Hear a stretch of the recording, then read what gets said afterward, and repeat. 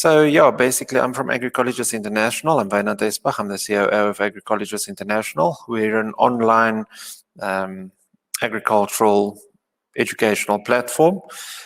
Started in 2015 with the concept of building an agricultural college in Limpopo. And we had plans to build 5 colleges, and eventually we decided to go the route of online learning for skills development and education. And in 2018, we rolled out our first courses, and to date, we've launched 18 courses with another 18 in development, working in close collaboration with industry bodies and other institutions and the private and public sector. And very keen on collaborating with new course development. So if there are any industry people out there, corporates that would like to look at collaboration, give us a shout. Well, thank you so much for having me. And I'm glad we were able to have a little bit of chat earlier. So my name is Michelle Adelman. I'm the managing director of Excite Holdings, which is a boutique firm. We basically build food and ag tech businesses from scratch. And I have been investing in Africa since 2012, exclusively building food and ag tech businesses. And I have 3 businesses that are currently, I always seem to have 3. It's like having 3 children. You know, you've kind of got like one going to college, one in high school, and one in elementary school. But so we have a fresh produce business in Botswana called GoFresh, where we've used very high-tech hydroponic technology and controlled environment greenhouses to enable us to grow fresh produce year-round in Botswana, which is, we have 2 locations, one in the capital in Gaborone and one up north on the edge of the Okavango Delta. So, less than 2% of all of Botswana is technically arable, since it's mostly the Kalahari Desert. And so, the Grow Fresh business has really transformed the fresh produce supply chain for the highly perishable products, such as fancy lettuce and herbs and tomatoes that we grow, by deploying this very localized model where we grow locally in the community using community-based labor, and are able to pick and deliver fresh produce every day to our customers. So we're able to take all of the carbon, or most of the carbon, out of the supply chain by growing close to the consumer, by minimizing transportation costs, by using hydroponics that only use 2% of the water that you would normally use to grow these crops. And we're able to deliver a freshest, more nutritious product to the consumer that actually tastes better. So, leafy greens or a fresh tomato that's ripe and been picked tastes a heck of a lot better than the cardboard tomatoes you have to pick when you have to transport them 1,000 kilometers from South Africa. So we can talk more about GoFresh and some of the challenges of implementing this kind of very localized model and using hydroponics and more sophisticated technology to enable us to grow in all of the different microclimates that we have across the continent. Our second business is Infinite Foods. So Infinite Foods is about 3 years. Actually, we're just coming up on our 3-year anniversary. We are Africa's leading platform for plant-based food distribution. So we represent the leading global brands like Beyond Meat and Oatly, Mioko's, Just, and we're bringing these amazing tasting plant-based food products to Africa, literally like years before they would have otherwise gotten here. We're really excited in crossing our 3-year anniversary. We just calculated that we've sold more than 2.6 million servings of Beyond Meat in Africa. And we operate today across South Africa, Botswana, Mauritius, and we're just opening our operations in Kenya, hopefully next week. So go out to Carrefour and buy your Beyond Burgers. And then we'll be in West Africa at the beginning of next year. So we have a very ambitious plan for Infinite Foods to really be the catalyst for the plant-based food movement in Africa. So not only are we bringing these amazing foods that taste great and really interrupt people's thinking about what plant-based food is all about and what it can taste like, but we are really looking at building a whole ecosystem. So we are sponsoring a plant-based food incubator together with Launch Lab at the University of Stellenbosch to try to incubate 24 new plant-based food companies on the continent over the next 3 years. And we're very going back to my farming roots, we're very committed to trying to see if we can't use the whole plant-based food movement as a catalyst for positive change in our agricultural system. And then the last business is it's strange. It's actually an odd spin out of Infinite Foods, but Beyond Meat's biggest competitor, Impossible Foods, that technology and that plant-based meat technology really originated out of some research that was done in Stanford University, where they were really trying to study the molecular makeup of meat and trying to understand, like, why is meat meat? Like, what is it made up of? Why does it have the mouthfeel, the flavor, the smell, the nutrition? And Pat Brown, who was a professor at Stanford, took that technology and went and founded Impossible Foods and basically recreated a hamburger made out of plants using that research. One of his lab mates took that same research and said, I think there's got to be an easier way to do this. I think there's got to be an easier way for us to deliver a more sustainable, environmentally friendly hamburger without having to go 100% plant-based. And so he used that same research to develop a patent to basically make hamburger out of chicken. And I had an opportunity to get a hold of that technology, and we're launching a third business called Crossover Meats. We are launching in South Africa, but we have a very big presence in the US as well. And we'll be launching in January with one of the largest US food distributors. So we've got a lot of things going on in the space, and I'm really excited to be here and to share our experiences. Awesome. Thanks, Michelle. Yeah, I think, like I said, very talented, very diverse group of companies and things that you do, but all sort of intertwined. Yeah. You were mentioning a little bit about the challenges around grow fresh in Botswana. I think Botswana is not. Botswana is very unique, but to a large extent, Africa is unique. We've got so many rural communities. The potential is unbelievable. The land is available. There's pretty much water. There's all kinds of climates. You can grow just about anything on the continent. What would your encouragement be to people to persevere? I mean, what made you think Botswana, of all places, let's go put up tunnels and grow food? Yeah, well, I mean, I think it's all about understanding the market and the market opportunities. And so for me, for Botswana, it was really looking at, here's a country that's importing 80% of its fresh fruits and vegetables, for a good reason. I mean, it's very difficult to grow things year round in Botswana. It's very hot, it's very dry, very sandy soils. But I knew that with hydroponic technology, we could actually fix this and resolve this challenge.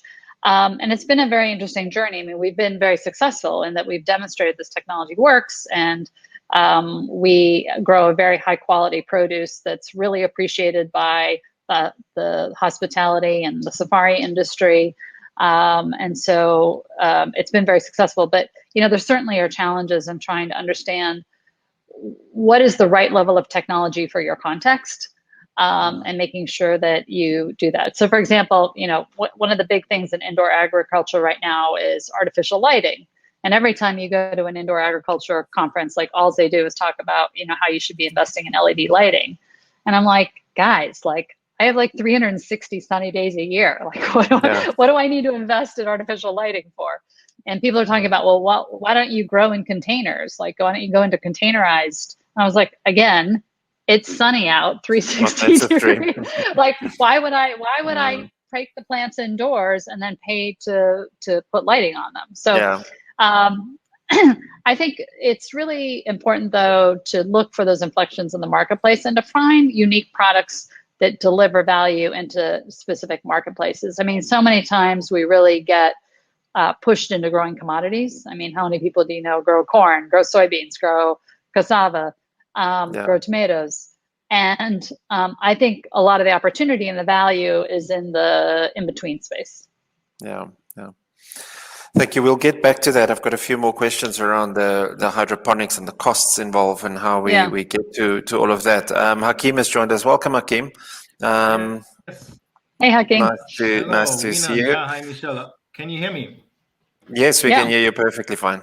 Perfect. Oh, goodness. Yeah, sorry for being late. Normally not my thing. Okay, I hope I can still catch up. No problem. Yeah, we just started off with Michelle giving us a bit of background about herself and the business. So yeah, we can continue to your side. If you want to give us a 5 to 10 minute bit of background on what you do and the organization. Yes, okay, I don't think I need that much. So my name is Hakeem Jimo. I'm tuning in from Lagos, Nigeria. VeggieVictory is what we do. VeggieVictory is Nigeria's first plant-based food tech company, as we call it. And everything we do is plant-based. And I guess the reason why we're here today is we have a product, a retail product. We actually started as a vegan restaurant, but then the product came into play. So it's called V-Chunks. It's meat substitute, plant-based, now in the market for 2 years. And what makes it interesting for Africa is also we started test sales now in Kenya, South Africa, Ghana. And what makes it unique is we believe we figured out how a meat substitute could work on the African continent. So there are many things into play, like what are the taste, what do we expect? And we all see there's what we probably call plant-based 2.0. So we're talking about different meat substitutes than a couple of years ago. We all knew the soy chunks, but it doesn't really work. And that's why it never really reached the mainstream. And with our product, we have something that works really well for the Nigerian cuisine. And then we found out, yeah, it's also great in the Kenyan recipes. And now even in the African diaspora market, somebody even made a Philly steak with it. He loved it. So that's what we do. We are pretty unique still in Nigeria, and from the response we get from other parts of the continent, I think there's something happening here also in Africa in that aspect. Interesting. I think the African market, and Michelle was saying what was the figure, 2.6 million meals sold in Africa. Hakeem, how do you penetrate this market? I mean, it's if I have to speak to the people in our local area, I mean, obviously we have a full awareness of vegan and vegetarian and everything, but more in the rural areas, it's something that's not really known. It's completely unknown. So how do you get the people to understand what it is? Yeah, and I think that is very different than other parts in the world, particularly the Western world. Yeah. So one thing in Africa is affordability. It is what it is. We don't believe in you can come in with premium products that cost more. If you do that, you probably limit yourself to a certain segment in the society. And that's really not what we want. We want to make really an impact because protein is very deficient on the continent. We need to think about where do we get the protein from? You know, half of the protein in Nigeria is imported, half of the meat. So we don't produce enough meat, and that problem will only aggravate in future when we are doubling in population on not only in Nigeria, on the continent. So affordability is one thing. If you don't have the right product, you're just pricing yourself out. The rural communities are even further, but right now we are just talking about the urban communities, and even there, it's a price factor. So I always mention affordability, but it also has to taste. You know, there's a reason why this soy chunks, I hope you saw them, why they didn't work, you know, because it is still, I always say in Africa, we are very aspirational. We don't want to eat poor man's food. You know, even if you are poor, you don't want to eat poor man's food. You want to eat, we say that in Nigeria, you want to eat as a driver what the oga, that's the boss in the back, is eating. So you still need to come with the taste. You know, the product has to taste well. Of course, packaging That's what we see now. Make it hip. It's important. It helps really that celebrities worldwide are considering a plant-based diet. But ultimately, you need to convince the consumers here, hey, this really tastes. You can make a nyama choma in Kenya, or you can make a fried pepper meat in Nigeria that you can actually really use it and cook normally. Yeah. I said, Wynand, I want to echo what Hakeem said. Yes, I want to say, please, can you add to that? Because I think it is critical, the cost factor, but also the taste factor. It's critical. Yeah, I think, survey after survey after survey says that the number one factor in people buying plant-based food is taste. By far. The second one is environmental sustainability. The third is usually animal welfare, and the fourth is price. So I absolutely agree with Hakeem that we need to get plant-based food to price parity. If we think about the food security problem of 2050 that everybody talks about, we can't feed all the people, 8 to 10 billion people on the planet by 2050 using conventional agricultural methods. When they talk about 8 to 10 billion people, they're actually talking about Africa, right? 25% of the world's consumers in 2050 will be in Africa. So actually, we are the problem, right? We're the continent where our population is growing, where our protein consumption is growing almost 4% per annum per capita. So the growth of the protein industry and the protein demand is happening in Africa. And Hakeem is exactly right. Our agricultural system, look, we're actually in global standards. We may feel like we're behind, but we're actually ahead in that our agriculture, our animal-based agriculture, is largely regenerative. We don't have as many big factory industrialized farms as they do in the West. 80% of the world's antibiotics are produced to put into animals, not into people, because if you're going to put animals in these highly industrialized factory farming settings, you got to chock them full of antibiotics in order for them to survive. Most of our farming is largely regenerative, and it would be great if we can keep our farming largely regenerative and sustainable.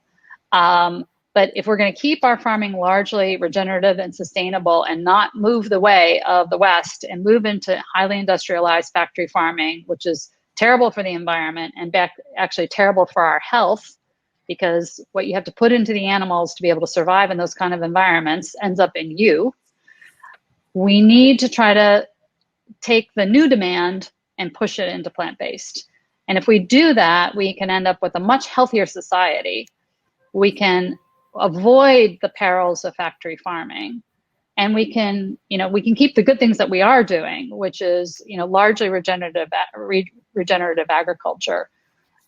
We often say that our target market for our products is people, right? It's not vegans, it's not vegetarians, it's people. We want everyone to have the opportunity to eat plant-based, and to eat plant-based, if not all the time, some of the time. One of the things that we've been really doing to try to spur adoption at the community level is we've set up a scholarship fund for lifestyle medicine. So lifestyle medicine is an extra certification that practitioners can get that promotes plant-based diet at the core, as well as exercise and sleep and healthy social networks and avoiding substance abuse. And so we believe by helping physicians, and most of us go to community-based physicians, we believe that by helping our healthcare workers be more educated around plant-based diets and the impact that it can have on high blood pressure, on diabetes, on obesity, these key lifestyle diseases that we're seeing explode in Africa, we can also create some grassroots acceptance for plant-based diets.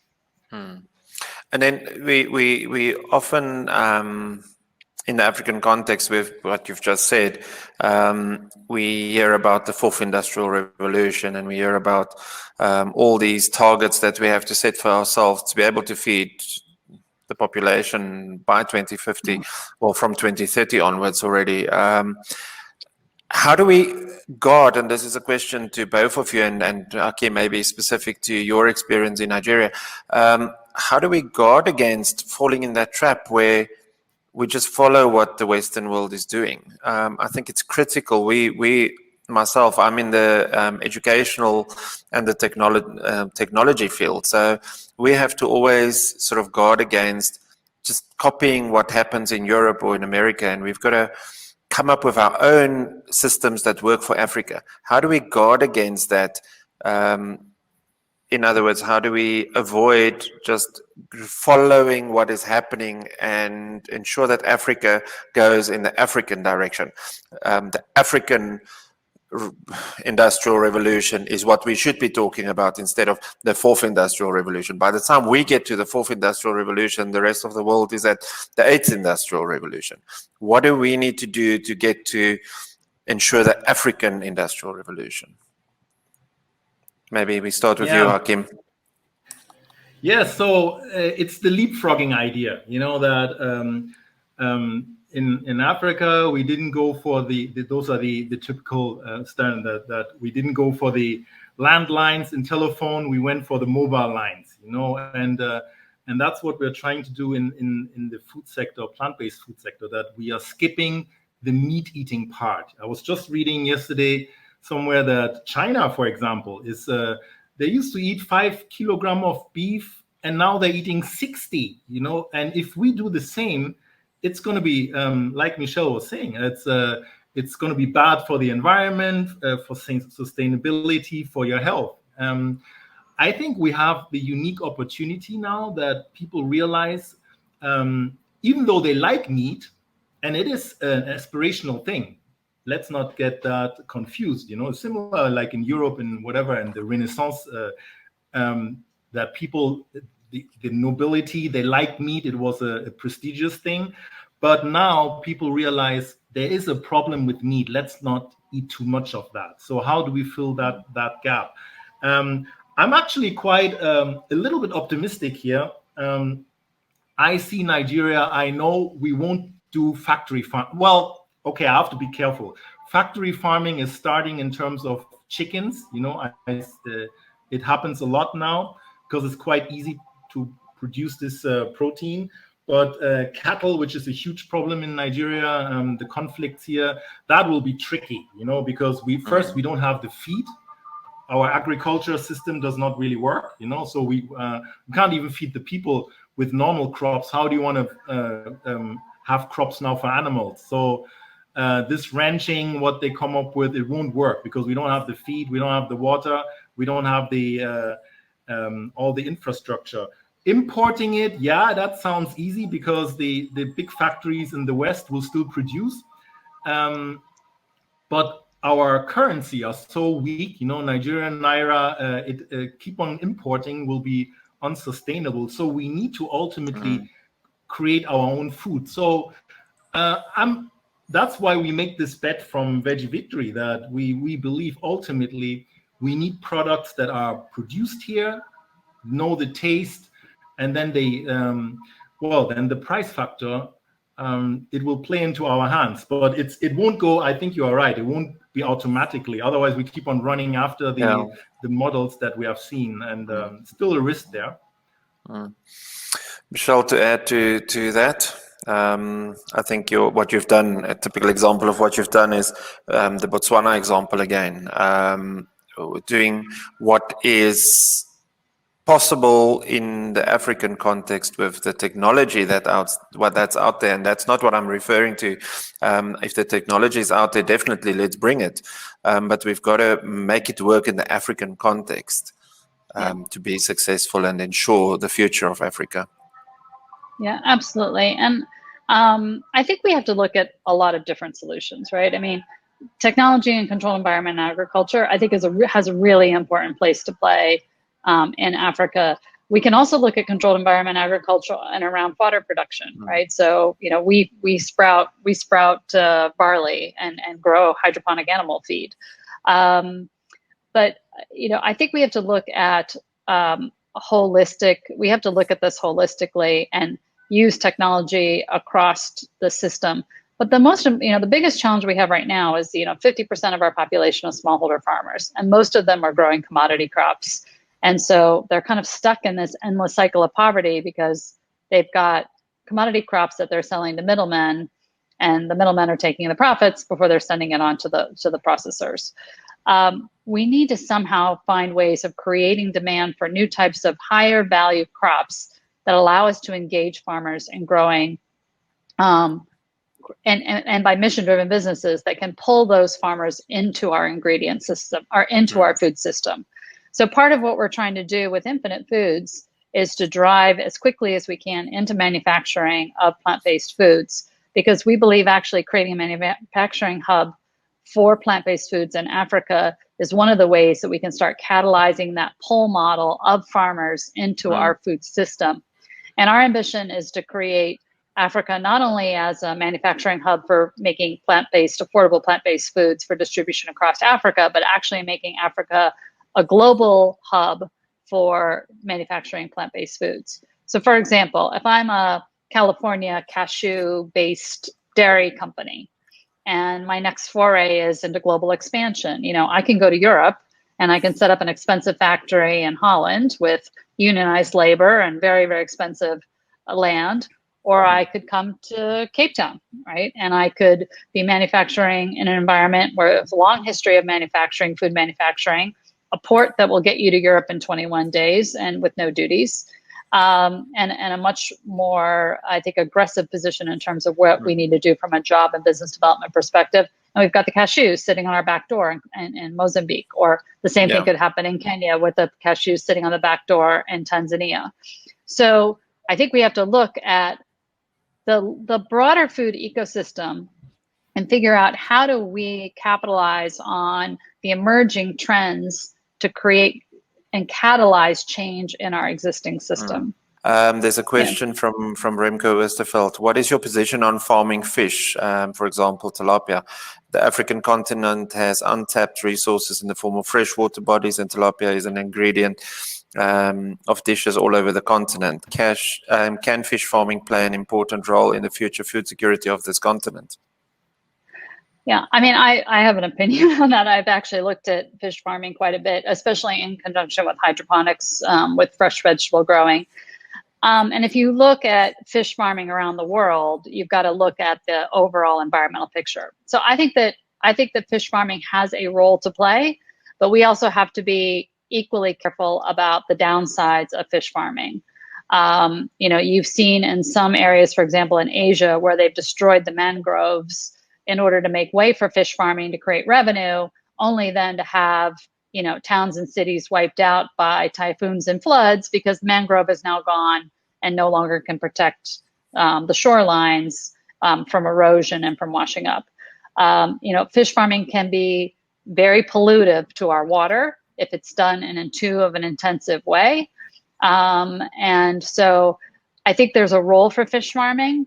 But I think we have to do it in a very thoughtful way to ensure you don't take it too far and end up in that industrialized system again, where you're creating pollutants and where you're actually polluting the water and or destroying shorelines and protecting the natural resources.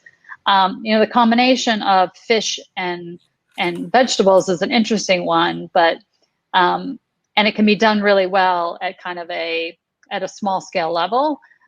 When you start to scale it up, though, it becomes very challenging because you're either sub-optimizing your fish or you're sub-optimizing your plants. And so they're actually at a commercial scale, fish are good to be done as fish and plants are good to be done as plants. But there's some really great models to bring them together on small scale models where you're not really optimizing for full production and profits. Mm-hmm. Yeah, I think we see that as well. The aquaponic system on a small scale operation could be really effective and especially in a community where they have very limited space and resources.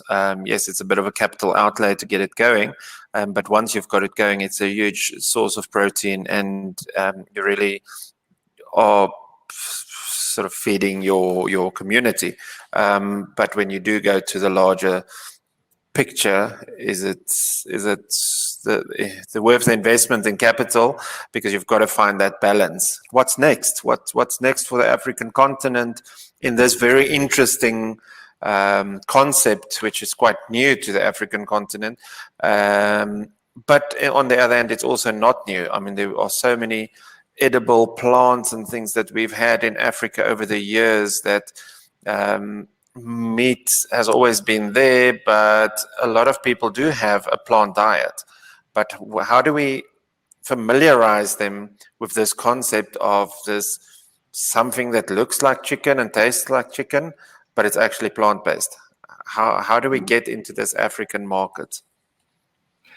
Well, the African market is always about distribution. You know, we don't have those huge retailers like in other countries, at least not in. So we need to really figure out this distribution, which is capital intense.